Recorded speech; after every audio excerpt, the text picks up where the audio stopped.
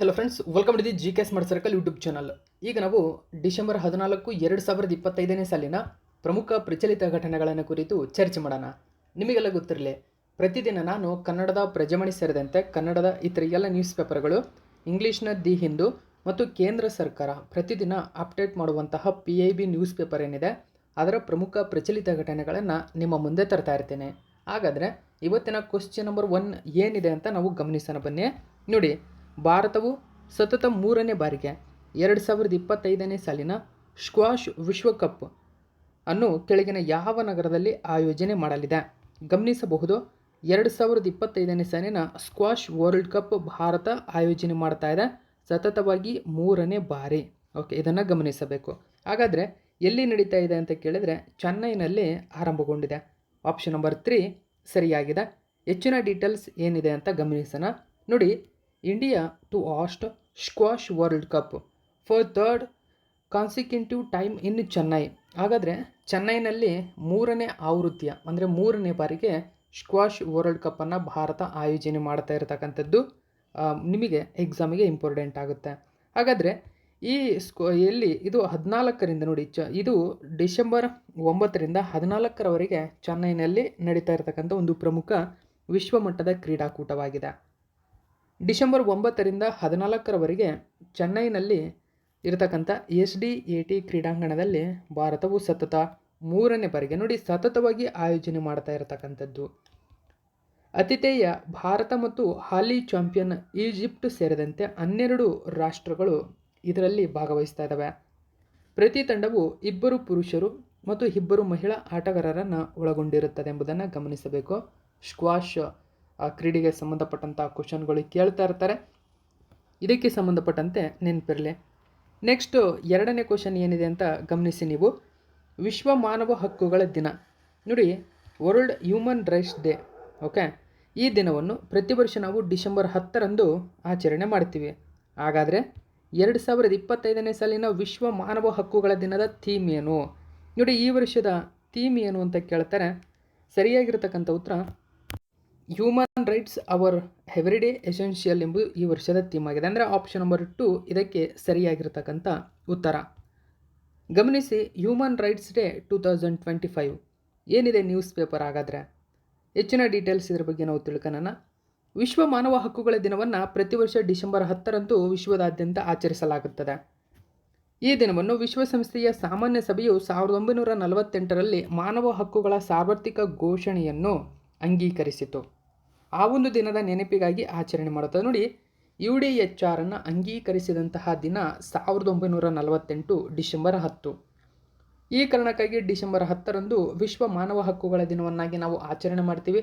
ಹಾಗಾದರೆ ಈ ದಿನವನ್ನು ಆಚರಣೆ ಮಾಡಲು ಕಾರಣ ಯಾರು ಅಂತ ನಿಮಗೆ ಕೇಳಿದರೆ ವಿಶ್ವಸಂಸ್ಥೆ ಈ ದಿನವನ್ನು ಪ್ರತಿ ವರ್ಷ ಆಚರಣೆ ಮಾಡಲು ಜಗತ್ತಿನಾದ್ಯಂತ ಕರೆ ನೀಡಿರ್ತಕ್ಕಂಥದ್ದನ್ನು ನೀವು ಗಮನಿಸಬೇಕು.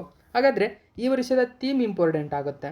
ಥೀಮ್ ನೋಡಿ, ಮಾನವ ಹಕ್ಕುಗಳು ನಮ್ಮ ದೈನಂದಿನ ಅಗತ್ಯಗಳು ಎಂಬುದಾಗಿದೆ. ಅಂದರೆ human rights our everyday essentials ಎಂಬುದು ಈ ವರ್ಷದ ಥೀಮ್. ಓಕೆ, ಹಾಗಾದರೆ ಇತರೆ ಡಿಸೆಂಬರ್ ತಿಂಗಳ ಪ್ರಮುಖ ದಿನಗಳು ನಾವು ನೋಡೋದಾದರೆ ನೋಡಿ, December 1 world AIDS day. Okay, AIDS day ಆಗಿದೆ. ಮತ್ತು ಡಿಸೆಂಬರ್ 2ರಂದು ನಾವು ನ್ಯಾಷನಲ್ ಪೊಲ್ಯೂಷನ್ ಕಂಟ್ರೋಲ್ ಡೇನ ಆಚರಣೆ ಮಾಡ್ತೀವಿ. International day for the abolition of ಸ್ಲೋವೆರಿನ ಆಚರಣೆ ಮಾಡ್ತೀವಿ. ವರ್ಲ್ಡ್ ಕಂಪ್ಯೂಟರ್ ನೋಡಿ ಲಿಟರಸಿ ಡೇ. ಓಕೆ, ಸೊ ಹೀಗೆ 3 ಪ್ರಮುಖ ದಿನಗಳನ್ನು ಡಿಸೆಂಬರ್ 2ನೇ ತಾರೀಕಿನಂದು ನಾವು ಆಚರಣೆ ಮಾಡ್ತಕ್ಕಂಥದ್ದು. ಡಿಸೆಂಬರ್ 3ರಂದು international day of persons with disabilities ದಿನವನ್ನಾಗಿ ಆಚರಣೆ ಮಾಡ್ತೀವಿ. December 5 world soil day. Okay, December 5.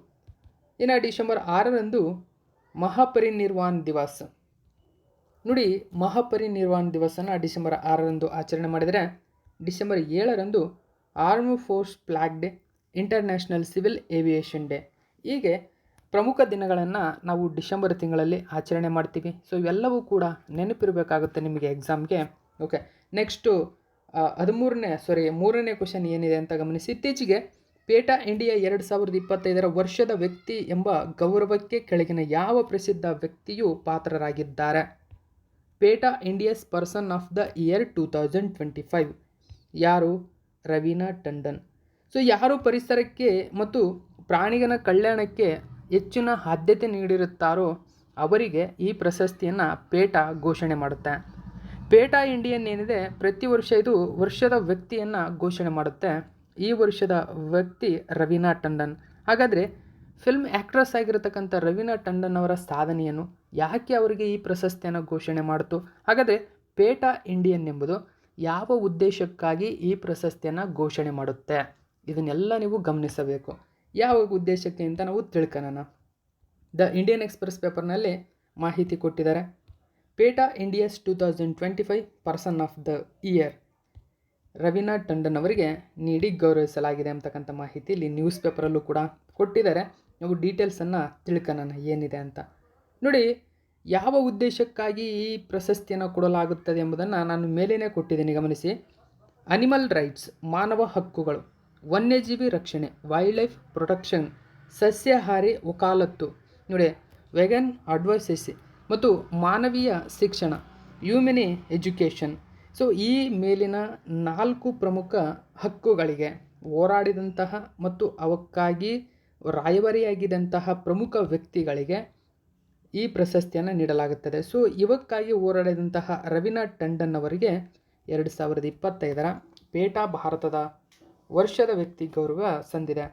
Raveena Tandon ಮುಖ್ಯವಾಗಿ ಮತ್ತು ಅವರ ಮಗಳು ರಶಾ ಥಡಾನಿ ಜೀವಂತ ಆನೆಗಳನ್ನು ಬಳಸದಿರುವ ನಿರ್ಧಾರಕ್ಕೆ ಬೆಂಬಲವಾಗಿ ಕರ್ನಾಟಕದ 1000 ಕಂಬಗಳ ಜೈನ ದೇವಾಲಯಕ್ಕೆ ಜೀವಗಾತ್ರದ ಯಾಂತ್ರಿಕ ಆನೆಯನ್ನು ಉಡುಗೊರೆಯಾಗಿ ನೀಡುತ್ತಾರೆ. ನೋಡಿ, ಜೀವಂತ ಆನೆಗಳನ್ನು ಯಾವುದಾದ್ರೂ ಫಂಕ್ಷನ್ ಆಗಿರ್ಬೋದು ಅವುಗಳಿಗೆ ಬಳಸಿ ಮತ್ತು ಅವಕ್ಕೆ ಹಿಂಸೆ ಕೊಡುವುದನ್ನು ಇವರು ವಿರೋಧಿಸ್ತಾರೆ.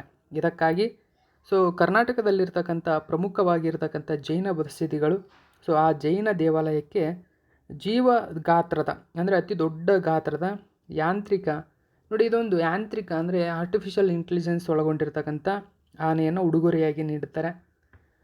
ಅಲ್ಲದೆ ಪ್ರಾಣಿಗಳ ಹಕ್ಕುಗಳಾಗಿರ್ಬೋದು, ವನ್ಯಜೀವಿ ರಕ್ಷಣೆ ಆಗಿರ್ಬೋದು, ಸಸ್ಯಾಹಾರಿ ವಕಾಲತ್ತು ಆಗಿರ್ಬೋದು, ಮಾನವೀಯ ಶಿಕ್ಷಣಕ್ಕೆ ಹೆಚ್ಚಿನ ಕೊಡುಗೆಯನ್ನು ನೀಡುತ್ತಾರೆ. ಆ ಕಾರಣಕ್ಕಾಗಿ ಇವರಿಗೆ ಈ ಗೌರವ ಸಂದಿದೆ. ಓಕೆ, ನೆಕ್ಸ್ಟು 4ನೇ ಕ್ವಶನ್ನ ಗಮನಿಸಿ. ಇತ್ತೀಚೆಗೆ ಪ್ರಾಣಿಗಳ ಕಲ್ಯಾಣಕ್ಕಾಗಿ ವನತಾರವನ್ನು ಸ್ಥಾಪಿಸಿದ್ದಕ್ಕಾಗಿ ಗ್ಲೋಬಲ್ ಹ್ಯೂಮನ್ ಸೊಸೈಟಿಯ ಪ್ರಾಣಿ ಕಲ್ಯಾಣ ಪ್ರಶಸ್ತಿಯನ್ನು ಕೆಳಗಿನ ಯಾವ ವ್ಯಕ್ತಿಗೆ ನೀಡಿ ಗೌರವಿಸಲಾಗಿದೆ?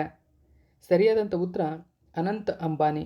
ಮುಖೇಶ್ ಅಂಬಾನಿಯವರ ಮಗ ಆಗಿರತಕ್ಕಂಥ ಅನಂತ್ ಅಂಬಾನಿಯವರಿಗೆ ಈ ಪ್ರಶಸ್ತಿ ದೊರೆತಿದೆ.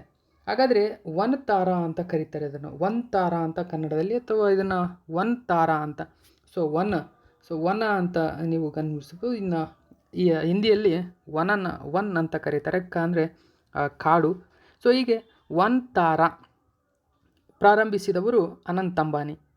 ಸೊ ಇವರ ಪ್ರಾಣಿಗಳ ಕಲ್ಯಾಣಕ್ಕ ಗುಣಗಳನ್ನು ಮೆಚ್ಚಿದಂತಹ ಗ್ಲೋಬಲ್ ಹ್ಯೂಮನ್ ಸೊಸೈಟಿಯ ನೀಡ್ತಕ್ಕಂಥ ಪ್ರಾಣಿ ಕಲ್ಯಾಣ ಪ್ರಶಸ್ತಿಯನ್ನು ಇವರಿಗೆ ಘೋಷಣೆ ಮಾಡಲಾಗಿದೆ.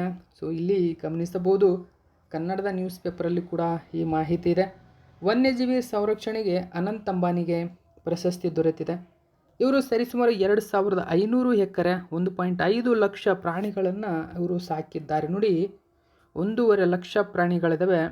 ಸರಿಸುಮಾರು 2,500 ಎಕರೆ ಜಾಗ ಇರತಕ್ಕಂಥ ಭೂಮಿ. ಇದು ಗುಜರಾತ್ನ ಜಾಮ್ನಗರದಲ್ಲಿರುವ 3,500 ಎಕರೆ ಪ್ರದೇಶದಲ್ಲಿ ವನತಾರ ನಿರ್ಮಾಣವಾಗಿದೆ. ಇಲ್ಲಿ ನೋಡಿ, ಸೊ ವನತಾರ ಅಂತ ಅಂದರೆ ಅದು ವನತಾರ, ಇದನ್ನು ನೆನ್ಪಿಟ್ಕೋಬೇಕು, ವನತಾರ.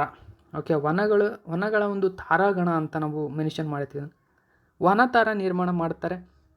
ಇಲ್ಲಿ 2,000ಕ್ಕೂ ಹೆಚ್ಚು ಜಾತಿಯ 1.5 ಲಕ್ಷಕ್ಕೂ ಹೆಚ್ಚು ಪ್ರಾಣಿಗಳ ಸಂರಕ್ಷಣೆ ಮಾಡಲಾಗಿದೆ. ಇಲ್ಲಿ ಹುಲಿ, ಗೆಂಡಾಮೃಗ, ಆನೆಗಳು, ವಿವಿಧ ಜಾತಿಯ ಪಕ್ಷಿಗಳು ಇಲ್ಲಿ ಕಂಡುಬರುತ್ತವೆ.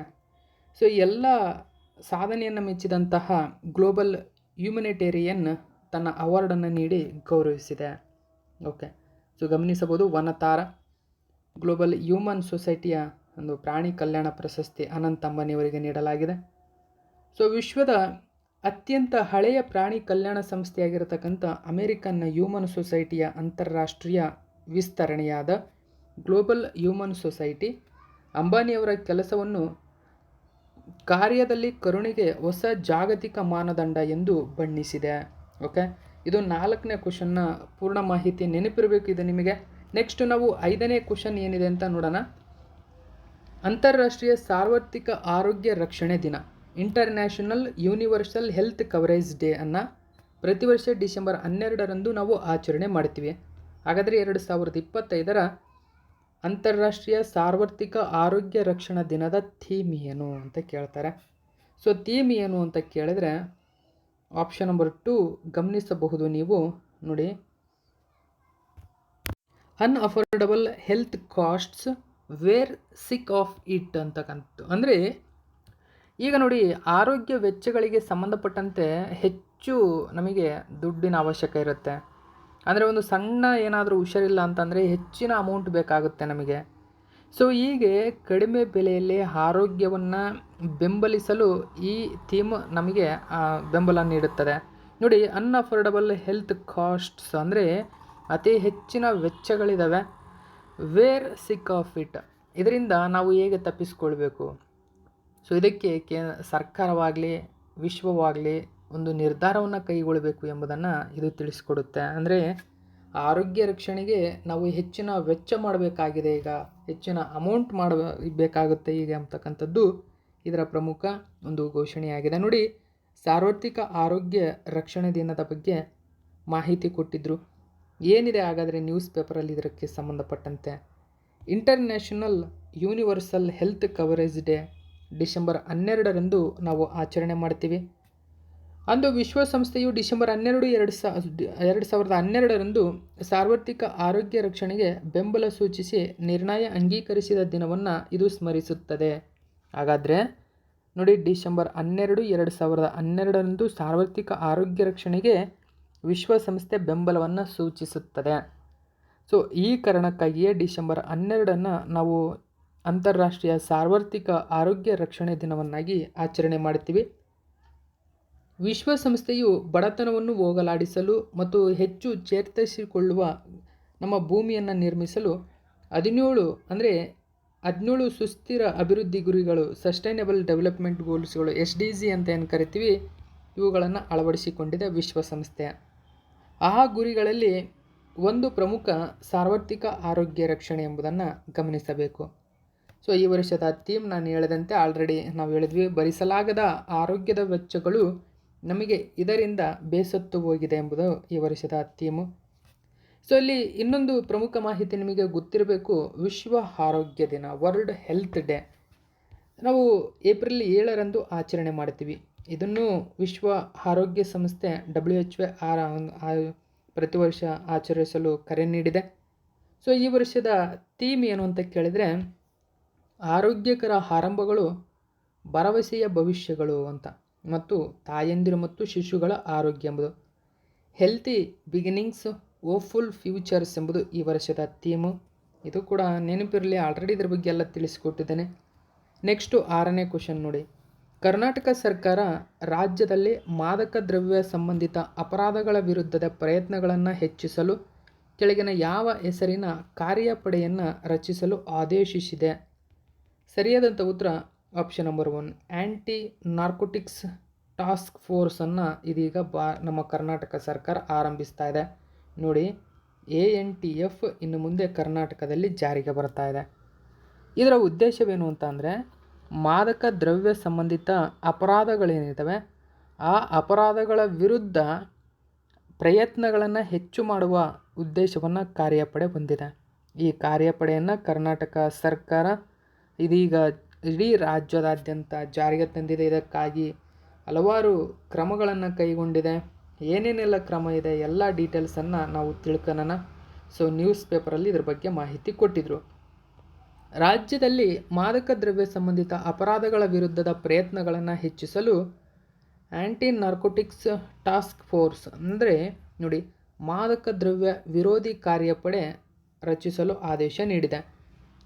ಈ ಹಿಂದೆ ಆಗಸ್ಟ್ 1ರಂದು ಹೊರಡಿಸಲಾದಂತಹ ಅಧಿಕೃತ ಆದೇಶದ ಪ್ರಕಾರ ಹೊಸದಾಗಿ ಸ್ಥಾಪಿಸಲಾದಂತಹ ANTF ಘಟಕವು ಮಹಾನಿರ್ದೇಶಕರು, ಪೊಲೀಸ್ ಮಹಾನಿರ್ದೇಶಕರು DG ಮತ್ತು IGP ಅವರ ಒಟ್ಟಾರೆ ಮೇಲ್ವಿಚಾರಣೆಯಲ್ಲಿ ಕಾರ್ಯನಿರ್ವಹಿಸುತ್ತದೆ. ನೋಡಿ, ಈ ಪಾಯಿಂಟ್ ನೀವು ಗಮನಿಸಬೇಕು.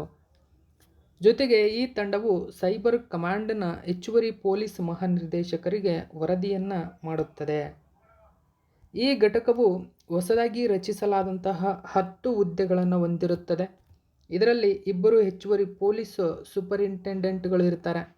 ಮಾದಕ ದ್ರವ್ಯಗಳಿಗೆ ಸಂಬಂಧಿಸಿದ ಪ್ರಕರಣಗಳನ್ನು ಮೇಲ್ವಿಚಾರಣೆ ಮಾಡಲು 2 ಸಹಾಯಕ ಪೊಲೀಸ್ ಆಯುಕ್ತರು ಕೂಡ ಇದರಲ್ಲಿ ಕೆಲಸ ಮಾಡ್ತಾರೆ ಎಂಬುದನ್ನು ಗಮನಿಸಬೇಕು ನೀವು.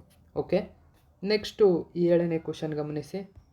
ಇತ್ತೀಚೆಗೆ ಸುದ್ದಿಯಲ್ಲಿರುವ ಡಾಕ್ಟರ್ DM ನಂಜುಂಡಪ್ಪ ವರದಿಯನ್ನು ಕರ್ನಾಟಕ ಸರ್ಕಾರವು ಕೆಳಗಿನ ಯಾವ ಉದ್ದೇಶಕ್ಕಾಗಿ ನೇಮಿಸಿತ್ತು? ಸರಿಯಾದಂಥ ಉತ್ತರ ಪ್ರಾದೇಶಿಕ ಅಸಮತೋಲನಗಳ ಪರಿಹಾರಕ್ಕಾಗಿ ನೇಮಕಗೊಂಡಿದೆ. ಸೊ ಹಾಗಾದರೆ ಯಾಕೆ ಸುದ್ದಿಯಲ್ಲಿದೆ ನೋಡಿ. 2023ರ ಸದನಕ್ಕೆ CM ಕೊಟ್ಟ ಮಾತು ಹುಸಿಯಾಗಿದೆ. ಉತ್ತರ ಕರ್ನಾಟಕದ ಮಂದಿ ಬೇಸರಗೊಂಡಿದ್ದಾರೆ. ನಂಜುಂಡಪ್ಪ ವರದಿ ಏನಾಯಿತು ಹಾಗಾದರೆ? ಸೊ ನೋಡಿ, ಡಾಕ್ಟರ್ DM ನಂಜುಂಡಪ್ಪ ವರದಿ ಅದರ ಅನುಷ್ಠಾನ ಮತ್ತು ಅದರ ಫಲಶ್ರುತಿ ಅಧ್ಯಯನಕ್ಕೆ ಸಮಿತಿ ರಚನೆ ಮಾಡಿ 6 ತಿಂಗಳಾಯಿತು. ಅಂದರೆ ಗೋವಿಂದಪ್ಪ ಅವರ ನೇತೃತ್ವದಲ್ಲಿ ಸಮಿತಿಯನ್ನು ರಚನೆ ಮಾಡಿತ್ತು. ಆ ಸಮಿತಿ ವರದಿಯನ್ನು ಇನ್ನೂ ಕೊಟ್ಟಿಲ್ಲ. ಕಾರಣ ಏನು ಅಂದರೆ ನೋಡಿ, ನಂಜುಂಡಪ್ಪ ವರದಿ ರಚನೆಯಾದಾಗ ನಮ್ಮ ಕರ್ನಾಟಕದಲ್ಲಿ 176 ತಾಲೂಕುಗಳಿದ್ವು. ಆ ಎಲ್ಲ ತಾಲೂಕುಗಳಲ್ಲಿ ಪ್ರಾದೇಶಿಕವಾಗಿ ಅಸಮತೋಲನ ನಿವಾರಣೆಗೆ ವರದಿ ಸಿದ್ಧಪಡಿಸಿ ನಂಜುಂಡಪ್ಪ ವರದಿ ಸರ್ಕಾರಕ್ಕೆ ತನ್ನ ವರದಿಯನ್ನು ಸಲ್ಲಿಸಿತ್ತು. ಆ ಸಲ್ಲಿಸಿದಂತಹ ವರದಿಯನ್ನು ಪುನಃ ಪರಿಶೀಲಿಸಲು ಗೋವಿಂದಪ್ಪರವರ ಅಧ್ಯಕ್ಷತೆಯಲ್ಲಿ ಸರ್ಕಾರ ಸಮಿತಿಯನ್ನು ನೇಮಕ ಮಾಡಿತು. ಯಾವಾಗ? 6 ತಿಂಗಳ ಹಿಂದೆ. ಆದರೆ ಆ ಸಮಿತಿ ಇನ್ನೂ ತನ್ನ ವರದಿಯನ್ನು ಕೊಟ್ಟಿಲ್ಲ. ಕಾರಣ ಏನು ಅಂದರೆ ಕರ್ನಾಟಕದಲ್ಲಿ ತಾಲೂಕುಗಳ ಸಂಖ್ಯೆ ಹೆಚ್ಚಾಯಿತು. ಸರಿಸುಮಾರು ತಾಲೂಕುಗಳ ಸಂಖ್ಯೆ 240 ಆಗಿದೆ ಈಗ. ಓಕೆ, ಅಂದರೆ ನೋಡಿ, ನಂಜುಂಡಪ್ಪ ವರದಿ ರಚನೆಯಾದಾಗ ತಾಲೂಕುಗಳು 176 ಇದ್ದವು. ಈಗ 240 ತಾಲೂಕುಗಳಾಗಿವೆ. ಈ ಎಲ್ಲ ತಾಲೂಕುಗಳಲ್ಲಿನ ಅಸಮಾನತೆಯನ್ನು ನಿವಾರಣೆ ಮಾಡಲು ಸಮಿತಿಯನ್ನು ರಚನೆ ಮಾಡಲಾಗಿತ್ತು. ಆ ಸಮಿತಿ ಈ ತಿಂಗಳಲ್ಲಿ ವರದಿಯನ್ನು ಸಲ್ಲಿಸಬೇಕಾಗಿದೆ. ಸೊ ಇದರ ಬಗ್ಗೆ ಮಾಹಿತಿ ಕೊಟ್ಟಿದ್ದಂಥದ್ದು. ಎಲ್ಲ ಮಾಹಿತಿ ನಿಮಗೆ ಇಂಪಾರ್ಟೆಂಟ್ ಆಗುತ್ತೆ, ಗಮನಿಸಬೇಕು ನೀವು. ಓಕೆ, ಸೊ ಹಾಗಾದರೆ ಈ DM ನಂಜುಂಡಪ್ಪ ವರದಿ ನೋಡಿ, ಕರ್ನಾಟಕ ಪ್ರಾದೇಶಿಕ ಅಸಮತೋಲನಗಳ ಪರಿಹಾರಕ್ಕಾಗಿ ಅವರ ಅಧ್ಯಕ್ಷತೆಯಲ್ಲಿ 2002ರಲ್ಲಿ ರಚನೆ ಮಾಡಲಾಗಿತ್ತು, ಸಲ್ಲಿಸಿದ ವರದಿಯಾಗಿತ್ತು. ಈ ವರದಿಯು ಹಿಂದುಳಿದ ತಾಲೂಕುಗಳ ಅಭಿವೃದ್ಧಿಗೆ ವಿಶೇಷ ಅನುದಾನ ಮತ್ತು ಯೋಜನೆಗಳನ್ನು ಶಿಫಾರಸು ಮಾಡಿದ್ದು, ಅಭಿವೃದ್ಧಿಯಲ್ಲಿ ಹಿಂದುಳಿದಂತಹ 119 ತಾಲೂಕುಗಳನ್ನು ಇದು ಗುರುತಿಸಿತ್ತು. ವರದಿ ಅನುಷ್ಠಾನದ ಪ್ರಗತಿಯನ್ನು ಮೌಲ್ಯಮಾಪನ ಮಾಡಲು ಪ್ರಸ್ತುತ ಸರ್ಕಾರ ಮತ್ತೊಂದು ಸಮಿತಿಯನ್ನು ರಚನೆ ಮಾಡಿತು. ಇದರ ಗುರಿ ಏನು ಅಂತಂದರೆ ರಾಜ್ಯದ ವಿವಿಧ ಪ್ರದೇಶಗಳ ನಡುವಿನ ಆರ್ಥಿಕ ಮತ್ತು ಸಾಮಾಜಿಕ ಅಸಮಾನತೆಗಳನ್ನು ನಿವಾರಿಸುವುದು. ಪ್ರಸ್ತುತ ಸ್ಥಿತಿ ಏನಂದರೆ ನೋಡಿ, ನಂಜುಂಡಪ್ಪ ವರದಿ ನೀಡಿದ ದಶಕ ಕಳೆದ ಹಿನ್ನೆಲೆಯಲ್ಲಿ ಅದರ ಪ್ರಸ್ತುತ ಅನುಷ್ಠಾನದ ಸ್ಥಿತಿ ಮತ್ತು ಪರಿಣಾಮಗಳನ್ನು ಪರಿಶೀಲಿಸಲು ಕರ್ನಾಟಕ ಸರ್ಕಾರ ಪ್ರೊಫೆಸರ್ M ಗೋವಿಂದರಾವ್ ಅವರ ಅಧ್ಯಕ್ಷತೆಯಲ್ಲಿ ಹೊಸ ಸಮಿತಿಯನ್ನು ರಚನೆ ಮಾಡಿತು. ಈ ಹೊಸ ಸಮಿತಿ ಹಿಂದುಳಿದ ತಾಲೂಕುಗಳ ಹಿಂದಿನ ಸ್ಥಿತಿಗತಿಗಳನ್ನು ಅಧ್ಯಯನ ಮಾಡಿ ಹೊಸದಾಗಿ ಪ್ರಾದೇಶಿಕ ಸಮತೋಲನ ಯೋಜನೆಯನ್ನು ರೂಪಿಸಲು ನೀತಿ ಆಯೋಗದ ಮಾನದಂಡಗಳನ್ನು ಅಳವಡಿಸಿಕೊಳ್ಳಲು ಸರ್ಕಾರಕ್ಕೆ ವರದಿಯನ್ನು ಸಲ್ಲಿಸಿತು. ನೋಡಿ, ನೀತಿ ಆಯೋಗದ ಮಾನದಂಡಗಳನ್ನು ಅಳವಡಿಸಿಕೊಳ್ಳಲು. ಹೀಗೆ ನಂಜುಂಡಪ್ಪ ವರದಿಯ ಸಲ್ಲಿಕೆ ವೇಳೆ ರಾಜ್ಯದಲ್ಲಿ 176 ತಾಲೂಕುಗಳಿದ್ವು. ಆದರೆ ಅದು ಈಗ 240ಕ್ಕೆ ಏರಿದೆ.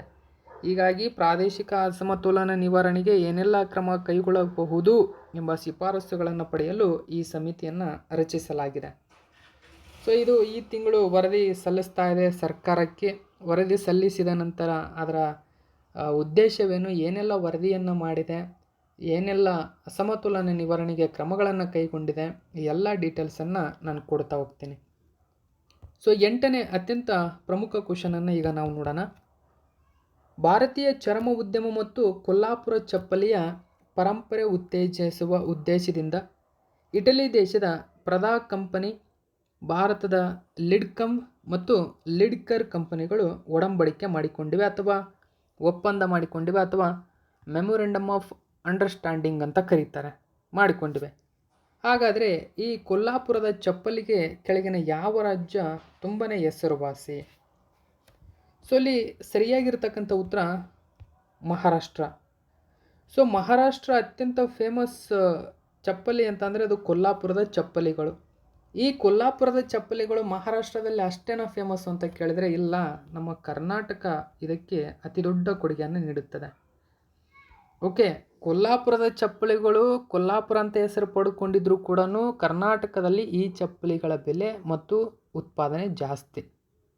ಕಾರಣ ಏನಂದರೆ ಕೊಲ್ಲಾಪುರದಲ್ಲಿ ಮುಖ್ಯವಾಗಿ ನೋಡಿ, ನಮ್ಮ ಬೆಳಗಾವಿಯಲ್ಲಿರ್ತಕ್ಕಂಥ ಹಲವಾರು ಜಿಲ್ಲೆಗಳು ಮತ್ತು ಹೈಯೆಸ್ಟ್ ಬೆಳಗಾವಿಯಲ್ಲಿ ಎಲ್ಲ ಜಿಲ್ಲೆಗಳು ಈ ಕೊಲ್ಲಾಪುರದ ಚಪ್ಪಲಿಯನ್ನು ಉತ್ಪಾದನೆ ಮಾಡುತ್ತವೆ. ಸೊ ಈ ಕೊಲ್ಲಾಪುರದ ಚಪ್ಪಲಿಗಳು ಜೊತೆಗೆ ನಮ್ಮ ಕರ್ನಾಟಕದ ಅಂದರೆ ಭಾರತದಲ್ಲಿ ಇಂಡಿಯನ್ ಲೆದರ್ ಇಂಡಸ್ಟ್ರಿ ಏನಿದೆ, ILI ಅಂತ ಕರೀತಾರೆ. ಓಕೆ, ಇಂಡಿಯನ್ ಲೆದರ್ ಇಂಡಸ್ಟ್ರಿ ಇದನ್ನು ಉತ್ತೇಜನ ಮಾಡಬೇಕು. ಲೆದರ್ ಇಂಡಸ್ಟ್ರಿ ಅಂದರೆ ಭಾರತದಲ್ಲಿ ಲೆದರ್ ಇಂಡಸ್ಟ್ರಿಯನ್ನು ಉತ್ತೇಜನ ಮತ್ತು ಕೊಲ್ಲಾಪುರದ ಚಪ್ಪಲಿಗಳ ಉತ್ತೇಜಿಸುವುದಕ್ಕಾಗಿ ಇಟಲಿ ದೇಶದ ಪ್ರದಾ ಕಂಪನಿ ಲಿಡ್ಕಾಮ್ ಮತ್ತು ಲಿಡ್ಕರ್ ಈ ಮೂರು ಅತ್ಯಂತ ದೊಡ್ಡ ಕಂಪನಿಗಳು ಒಪ್ಪಂದ ಮಾಡಿಕೊಂಡಿರ್ತಕ್ಕಂಥದ್ದು. ಎಕ್ಸಾಮಿಗೆ ಇದು ತುಂಬಾ ಇಂಪಾರ್ಟೆಂಟು. ನೋಡಿ, ಜಾಗತಿಕ ಮಾರುಕಟ್ಟೆಗೆ ಕೊಲ್ಲಾಪುರದ ಚಪ್ಪಲಿ ಮಹಾರಾಷ್ಟ್ರ ಮತ್ತು ಕರ್ನಾಟಕ ಕುಶಲಕರ್ಮಿಗಳೊಂದಿಗೆ ಮಹತ್ವದ ಒಪ್ಪಂದ. ಇಲ್ಲಿ ಅವರು ನೋಡಿ ಮೇಲೆ ಕೊಟ್ಬಿಟ್ಟಿದ್ದಾರೆ ಮಾಹಿತಿ ಆಲ್ರೆಡಿ, ಮಹಾರಾಷ್ಟ್ರ ಮತ್ತು ಕರ್ನಾಟಕದ ಕುಶಲಕರ್ಮಿಗಳೊಂದಿಗೆ ಒಪ್ಪಂದ ಅಂತ. ಹಾಗಾದರೆ ಈ ಚಪ್ಪಲಿಗಳು ಮುಖ್ಯವಾಗಿ ಮಹಾರಾಷ್ಟ್ರ ಮತ್ತು ಕರ್ನಾಟಕದಲ್ಲಿ ಉತ್ಪಾದನೆ ಆಗುತ್ತವೆ ಅಂತ ಕ್ವಶನನ್ನು ಹೆಂಗೆ ಬೇಕಾದ್ರೂ ಟ್ವಿಸ್ಟ್ ಮಾಡಿ ಕೇಳ್ಬೋದು. ಪ್ರದಾ ಕಂಪನಿ, ಲಿಡ್ಕಾಮ್ ಕಂಪನಿ, ಲಿಡ್ಕಾರ್ ಕಂಪನಿ ಈ ಮೂರು ಕಂಪನಿಗಳು ಒಪ್ಪಂದ ಮಾಡಿಕೊಂಡಿವೆ ಎಂಬುದು ನೆನಪಿರಬೇಕು ನಿಮಗೆ. ಓಕೆ, ಸೊ ಈ ಒಂದು ಮಾಹಿತಿ ನ್ಯೂಸ್ ಪೇಪರಲ್ಲಿ ಕೊಟ್ಟಿದ್ದರು. ನೋಡಿ, ಕೊಲ್ಲಾಪುರದ ಚಪ್ಪಲಿ ಮತ್ತು ಭಾರತೀಯ ಚರ್ಮ ಉದ್ಯಮ ಉತ್ತೇಜಿಸನಕ್ಕಾಗಿ ಇಟಲಿ ದೇಶದ ಪ್ರದಾ ಕಂಪನಿ ಲಿಡ್ಕಮ್. ನೋಡಿ, ಲಿಡ್ಕಮ್ ಅಂದರೆ Sant Rohidas leather industries and Charmakar development corporation. LIDKAR ಅಂತ ಅಂದರೆ doctor Babu Jagjivan Ram leather industries development corporation ಒಪ್ಪಂದ ಮಾಡಿಕೊಂಡಿವೆ.